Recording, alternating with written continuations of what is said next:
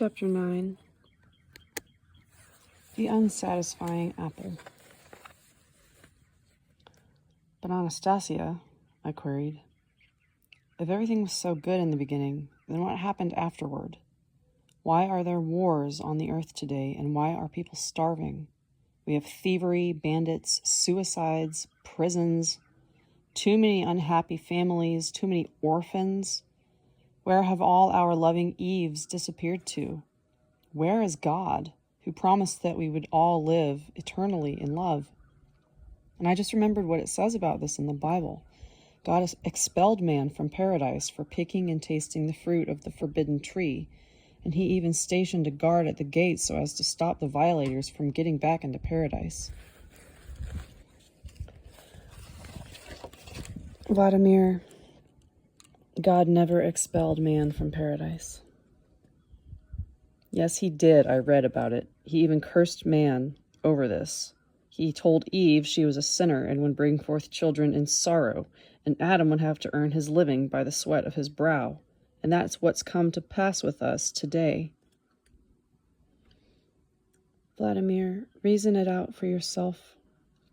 Perhaps that kind of logic, or absence of logic, has been devised for somebody's interests to suit a particular purpose. What's logic and somebody's interests got to do with it? Please believe me. Each one must learn to make sense of things, to determine what is true within his own soul. Only after thinking it through for yourself can you realize that God did not expel man from paradise.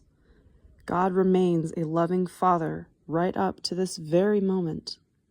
He is a God of love. You must have read about that, too. I did indeed.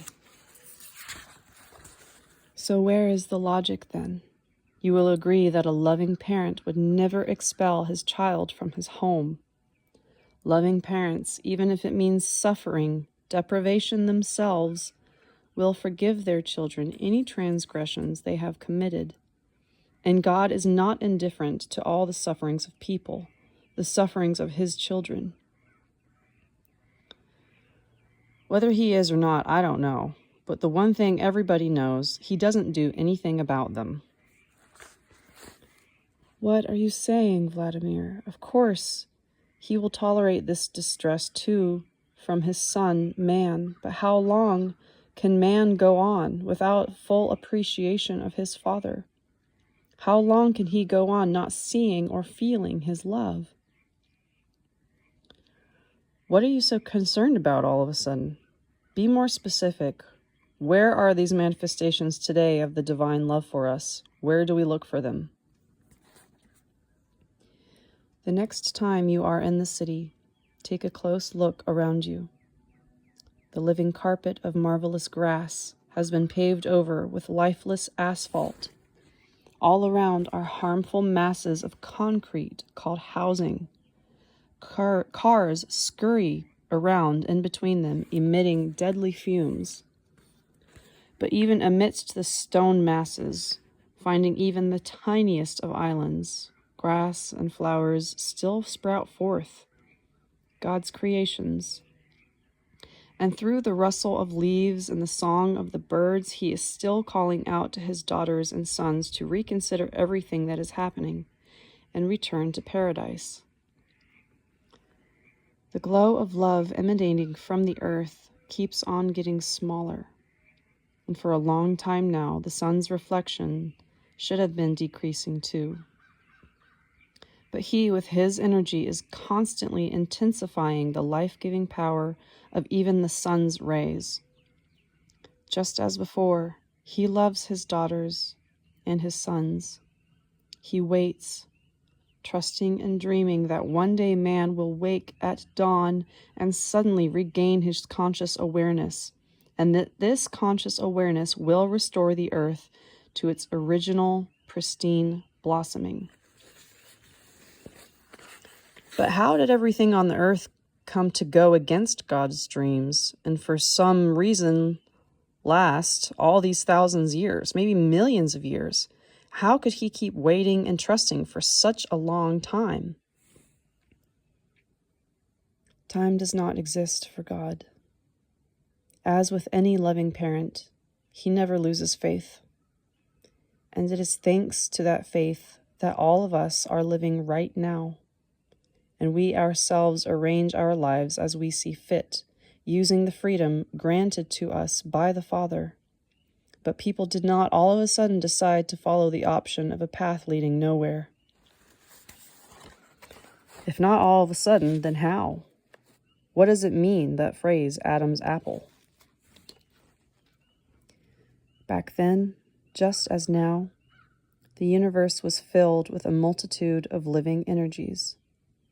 Everywhere there are living elements invisible, and the vast majority of them resembling man's second self. They are almost like people, capable of comprehending all planes of being, but they are not afforded a material embodiment. That is man's great advantage over them. Furthermore, in the complexes of energies of the universe's elements, one form of energy inevitably holds sway over the rest, and they themselves do not have the capability of changing the proportional relationship among their forms of energy. Also, among the elements of the universe, there are complexes of energies similar to God. Similar, yes, but they are not gods. They have momentarily equalized to the multitude of energies within themselves, yet, in contrast to God, they are not capable of producing living creations in harmony. In the whole universe, nobody has managed to solve the puzzle, the sacred mystery of how or by what power the material plane of being was created, or where the threads tying it and the whole life of the universe together may be found, or how or on what basis this plane is capable of reproducing itself. When the earth and everything upon it was created by God, the unparalleled speed of the generative process made it impossible for the elements to understand by what power God was bringing about this grand creation. After everything was already created and was visible, when they noticed that man was the strongest of all, many were plunged by this resplendent vision, first into astonishment, and then to excitement, and then finally came the desire to repeat it, to create something similar all on its own. This desire kept on growing. Even today, it is still present in a multitude of the diverse energies. They tried to imitate earthly creations in other galaxies, on other worlds, even using the planets which God had created. Many managed to come up with a facsimile of earthly existence, but only a facsimile. The harmony of the earth and the interrelationship among all things, that is something none have been able to achieve. Thus, throughout the universe, even today, there are planets with life, but this life is but a poor imitation of the life on earth.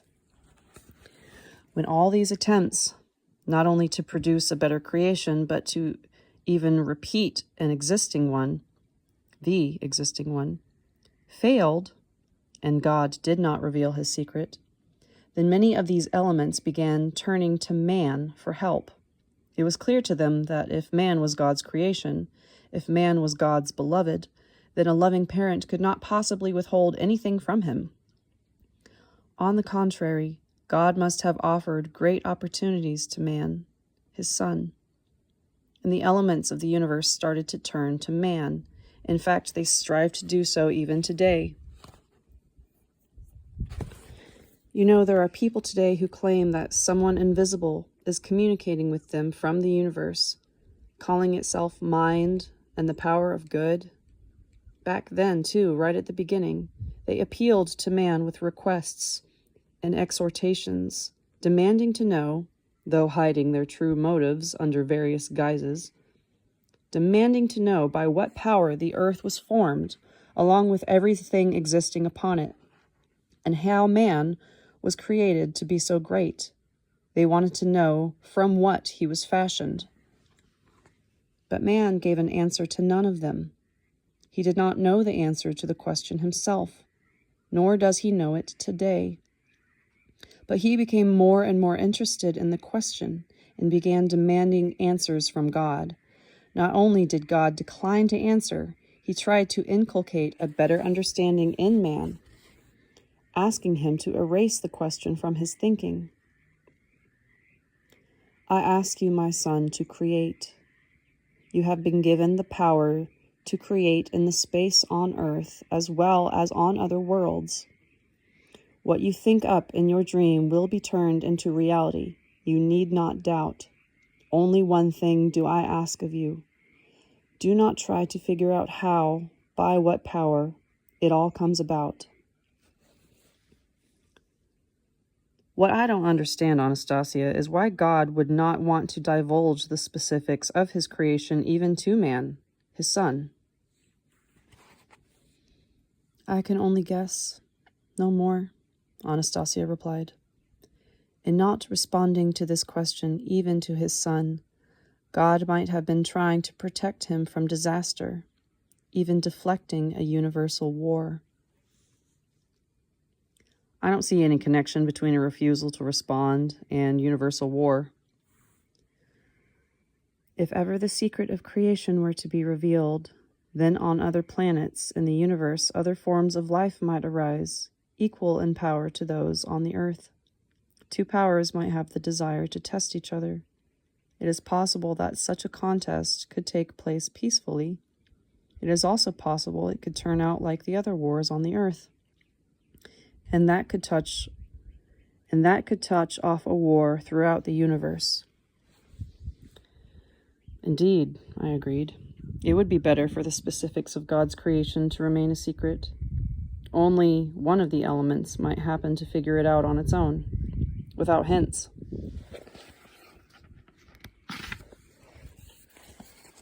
I do not think any of them will ever figure it out. And why are you so confident of that? The nature of the secret is such that it is clear on its own, and at the same time it is not even there, yet at the same time it is not alone. The term co-creation gives me confidence when I add a second word to it. What word?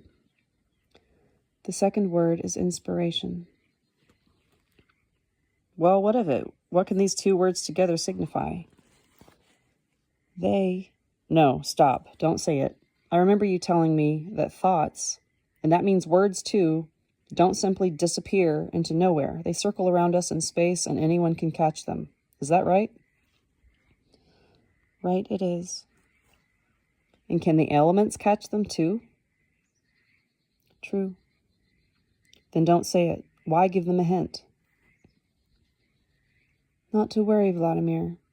Suppose I give them a slight hint as to the secret. I can thereby show them the fruitlessness and senselessness of their constant attempts. That way they can understand and stop bothering man. Well, if that's the case, then tell me, what do co-creation and inspiration mean? Co-creation signifies that in his creating, God used particles of all the diverse energies of the universe, and his own energy too.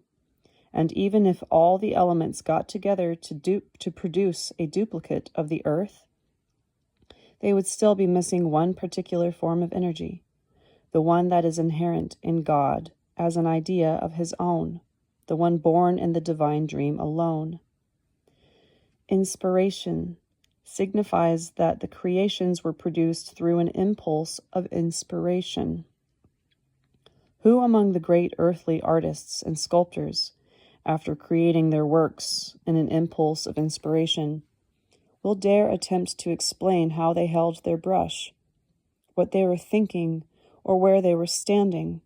These were not the kinds of things they paid attention to, absorbed as they were so completely in their work. Again, there is the energy of love, which God sent to the earth.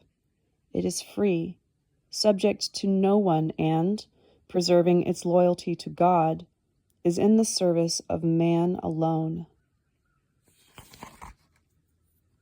How fascinating that all is, Anastasia. Do you think the elements will hear it and understand? They shall certainly hear, and possibly understand as well. And will they hear what I say too? True. Then I shall sum it up for them. Hey there, elements. Is it clear to you now, eh? Don't you go bothering people anymore. You will never guess the Creator's design. Well, Anastasia, what do you think? Did I do a good job of telling it to them? Your final words were quite accurate. You will never guess the Creator's design. Have they been trying to guess it for a long time? Right from the very moment they first beheld the earth and its people, right up to the present day. And what harm did their attempts cause Adam, or us, for that matter?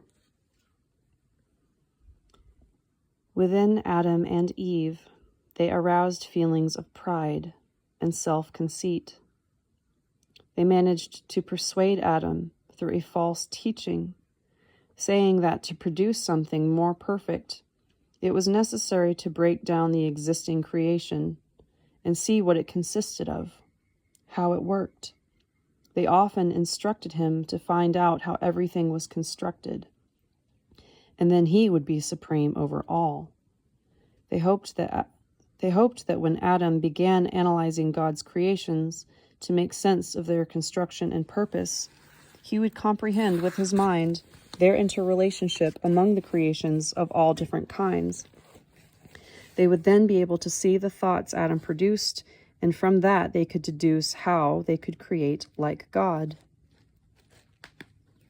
At first, Adam paid no attention to their requests and suggestions, but then one day Eve decided on her own to give Adam some advice. I have heard voices stating things that will be even easier and more splendid for us once you ascertain how everything works within. Why should we stubbornly refuse to follow their recommendation? Would it not be better for us to give it a try, at least once? First, Adam broke off a branch of the tree with its marvelous fruit, and then, now you can see for yourself how man's creative thought came to a stop, a standstill. Even today, he keeps examining things in detail and breaking them apart, trying to analyze the structure of everything and produce his own primitive creations with his thought instantaneously at a standstill. Hold on, Anastasia. That's not at all clear to me. Why do you say that human thought has come to a standstill? When people examine something in detail, on the contrary, we say that they're learning something new. Vladimir, man is made in such a way that there is nothing he needs to examine in detail. He includes, how can I make this clearer to you? The structure of everything is included in man himself, in what you might call an encoded format. The code is deciphered when he tunes into his dream of inspired creativity. But I still don't see what harm there can be in taking something apart, and how this can possibly bring thought to a standstill. Maybe it'd be better if you showed me an example. Footnote, taking something apart, a play on words. The Russian term here, razborka, can also signify settling a score between rival gangs. Yes, you are right. I shall try an example. Imagine you are at the wheel of a car, driving to some destination. All at once you find yourself wondering how the motor works and what makes the wheel turn. You stop the car and set about taking apart the motor, for instance. So, I'll take it apart, see how it works, and then I'll be able to repair it myself. What's wrong with that? However, while you are taking it apart, your journey is being interrupted. You will not reach your destination on time. But I'm still learning more about my car. What's wrong with my acquiring new knowledge? What do you need it for? Your purpose is not to repair, but to enjoy the drive and to create. You don't sound very convincing, Anastasia. Not a single driver will agree with you, except maybe for a few with foreign cars, like Japanese models or Mercedes, which hardly ever break down. God's creations not only do not break down, but are capable of recreating themselves. Hence, why should one need to tear them apart and see how they work? What do you mean, why? Just out of curiosity, if for nothing else. Forgive me, Vladimir, if my example was unconvincing. If you will allow me, I shall attempt another. Go ahead. Suppose that a beautiful woman is standing right in front of you. You feel a burning attraction for her. She appeals to you, and she finds you interesting too, and seeks to join together with you in creation. But a moment before the mutual impulse for coming together to create, all of a sudden you wonder what this woman is made of. How do her internal organs work? Her stomach, her liver, her kidneys. What does she eat and drink? How all of this function in a moment of intimacy? Enough. Don't go on. You've come up with a jolly good example there. There will be no closeness, no creation. It won't work out if this cursed thought comes along. It happened once that way with me. There was one woman I fancied for a long time, but she never gave in to me. And the one time she agreed, I suddenly thought of how I could perform better, and for some reason I doubted my ability to perform. The upshot was that nothing happened. I felt shame, and I was afraid I might have lost it for good. I later asked a friend about it, and he said the same thing had happened to him. The two of us even went to see a doctor. The doctor said there was some kind of psychological factor at work here. There was no use doubting our abilities or trying to figure out what to do and how. I think the psychological factor causes trouble for a lot of men. Now I get it. It's all because of those elements, because of Adam, because of Eve's advice. Yes, they acted pretty bad back then. Why are you blaming only Adam and Eve? Look around you today, Vladimir. Is not all mankind continuing to stubbornly repeat the same mistake, violating God's guidelines? Adam and Eve were not fully aware of the consequences, but why does mankind stubbornly continue to tear everything apart and to destroy living creations today when the consequences are so obvious and sad? I don't know. Maybe everybody needs a good shakeup. Come on, are we so hung up on tearing everything apart, one thing after another? Footnote, tearing apart, again, the Russian term could refer to settling scores by violence. I just had a thought. Maybe it was no use, God not handing Adam and Eve a decent punishment after all. He should have given Adam a right good hiding and knocked all the nonsense out of his head. That same nonsense that's causing mankind so much suffering today. And he could have taken a good whip to Eve's soft spot so she wouldn't have gone around getting people into trouble with that tongue of hers. Vladimir, God gave man complete freedom, with no thought of punishment on his part. Besides, punishment will not alter acts committed in one's heart. Wrong actions will continue as long as the original thought is not changed. Tell me, for example, who invented lethal missiles and nuclear warheads they carry? In Russia, it was academician Korolev who first built rockets like that. But before him,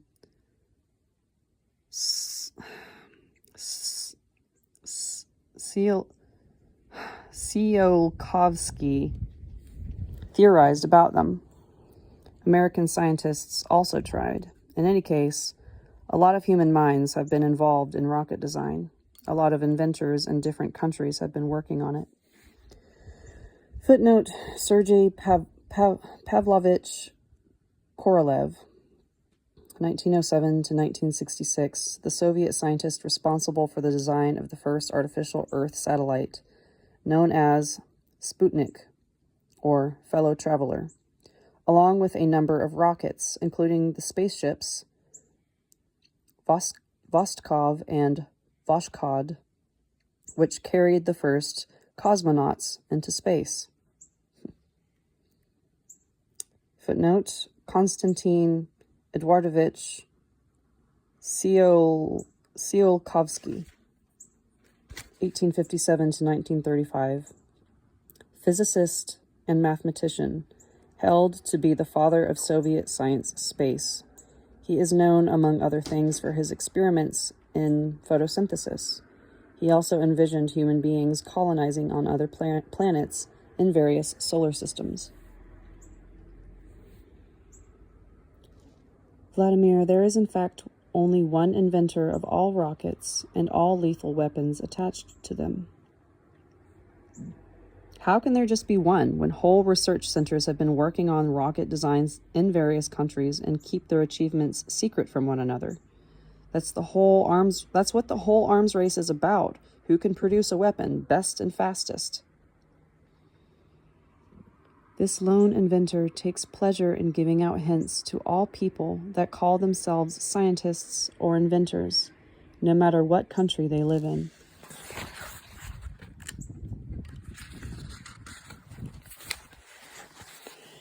And where, in what country does he himself live, and what's his name?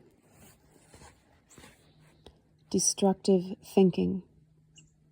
At first it got through to a single individual and took over his material body, producing spears and stone spearheads.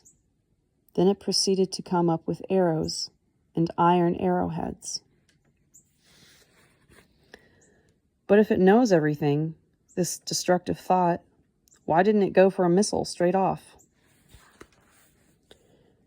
The material plane of earthly being does not embody everything thought of at once. I'm going to say that again. The material plane of earthly being does not embody everything thought of all at once. Slowness in matter was given by the Creator to allow people time to think things through. In terms of destructive thinking, the spear, our modern weapons, as well as those of the future, even more deadly, were produced a long time ago. To manifest something more than a spear on the material plane requires the construction of a multitude of factories and laboratories that are today termed scientific. Under the guise of plausible excuses, more and more people were gradually drawn into the business of turning such deadly thinking into reality. And what was the need of constantly trying to do that? To establish itself, to destroy the whole material plane of the earth, to show to everything in the universe the superiority of the energies of its all-destructive element over everything else, and in fact over God. And it is through people that it acts. Sneaky little vermin. And how do we exterminate it from the earth?